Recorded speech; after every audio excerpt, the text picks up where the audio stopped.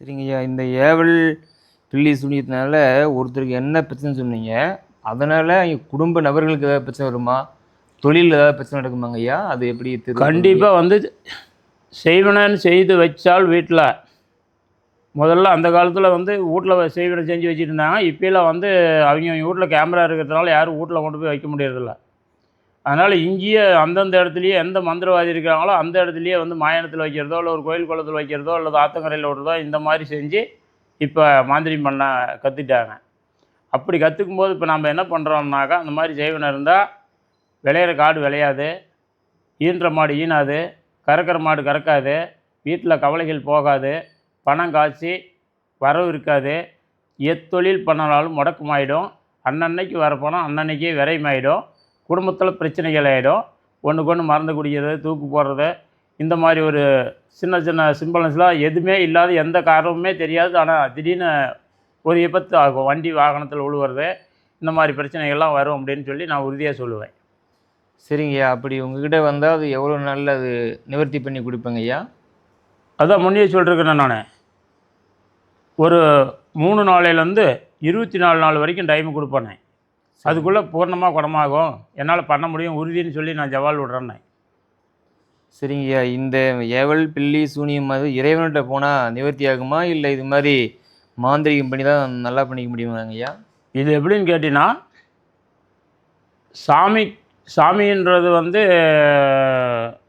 வேற, மாந்திரி என்பது வேற. நம்ம இப்போ எப்படி சொல்கிறது அப்படின்னாக்கா, அது சாமிக்கு வைக்கிற சக்கரத்தையே வச்சு தான், அந்த மாதிரி சக்கரம் வந்து சாமியினுடைய சக்கரம் தான். சரிங்கய்யா. இந்த சாமியினுடைய சக்கரமே தான் மந்திரம். சரிங்கய்யா. இந்த சாமியினுடைய சக்கரம் தான் இது மந்திரம். சரிங்கய்யா. அப்போ இந்த இடத்துக்கே போனால் எப்படி தீரும்? எதிராளிகிட்டேயே போனாக்கா, ஒரு எதிரிகிட்டேயே நீ நேராக போனால் எதிரி எப்படி நல்லா பண்ணுவானே? நல்லா பண்ண மாட்டான். இது உடைக்கிறதுக்கு ஒரு முறை இருக்குது. அந்த முறைப்படி வந்து நம்ம மூலிகையிலையோ அல்லது எந்திரத்துலையோ மந்திரத்துலையோ தான் உடைக்கணும்.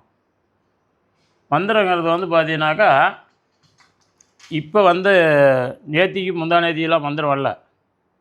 இதெல்லாம் பாண்டவர் காலத்துலேருந்தே மந்திரங்கள் உருவாகி வந்ததுக்காக எழுதி வச்சுருக்கேன் நான் புராணத்தில். அந்த மந்திரத்தால் தான் செய்ய முடியும். தெய்வத்தை இடத்துக்கு போனால் தெய்வத்து குறைகளை தான் நீக்க முடியும். அதனால தான் நாம் என்ன பண்ணுறோம்னா, தெய்வத்தையும் கூப்பிட்டு நாம் மந்திரத்தையும் செஞ்சு இந்த இடத்துல வாமம் பண்ணுறது அதுக்கு தான்.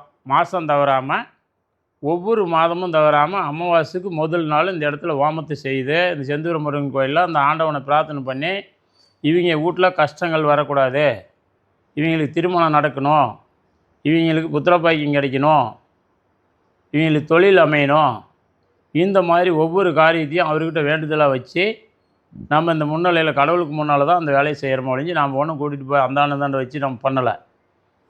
நம்ம சும்மா ரூமு போட்டு ஊர் ஊராக போய் பண்ணலை. இப்போ இருக்கிற மாந்திரிகவாதி பூராமே ரூம் போட்டுக்கிறேன், மெட்ராஸில் ரூம் போட்டுக்கிறேன், நான் கேரளாம்பான். மெட்ராஸுக்காரன் போய் பெங்களூரில் ரூம் போட்டிருப்பான், நான் வந்து கொல்லிமலம்பான். ஆனால் பெரிய சாமியாக இருப்பான், நிறைய மணி போட்டிருப்பான், பார்த்தா அழகாக இருப்பான் ஆள். பேசுகிறது குழந்தை தானாகவே பிறந்துடும். ஆனால் போய் பார்த்துட்டு பணத்தை கட்டிவிட்டு தலைமாலை துண்டு போட்டுட்டு வரீங்க. அந்த மாதிரி போகாதீங்க அப்படின்னு சொல்கிறேன். சரிங்களா? இதுதான் என்னோடய விஷயம். என்னென்னா, உண்மையாக இந்த 5 பஞ்ச பூதத்துக்கு சாச்சா நாம் சொல்வது தான் உண்மை அப்படின்னு சொல்லுவேன். அதனால் உண்மையை நம்பி வர்றதுக்கு நாளாகும், கொஞ்சம் நாளாகும் உண்மையை நம்புறதுக்கு. ஆனால் போய் எல்லாம் தொலைவி கழிச்சி கடைசீட்டில் வந்து தான் செலவழிச்சு விட்டஞ்சாமே, அங்கே போய் செலவழிச்சிட்டேன், இங்கே போய் செலவழிச்சிட்டேன், இப்படி ஆச்சு அப்படி ஆச்சுன்னு வராங்க. கடைசியாக சுத்தமாக தான் அந்த இப்போ அந்த மலேசியாவிலேருந்து வந்தோம்மா, எல்லா நாட்டிலையும் சுற்றி 30,000 40,000 70,000 கட்டிச்சு. இப்போ நம்மக்கிட்ட வந்து எவ்வளோ கொடுக்குது? வெறும் 3,000 ரூபா கொடுக்குது. இதில் ஏதோ பண்ணிச்சாமி நான் போயிட்டு பண்ணுறேன்னே. ரைட்டு, என்னம்மா அன்னதானத்துக்கு ஆகட்டும், உனக்கு காரியத்தை முடிச்சு கொடுங்க போமான்னு சொல்லிட்டேன்.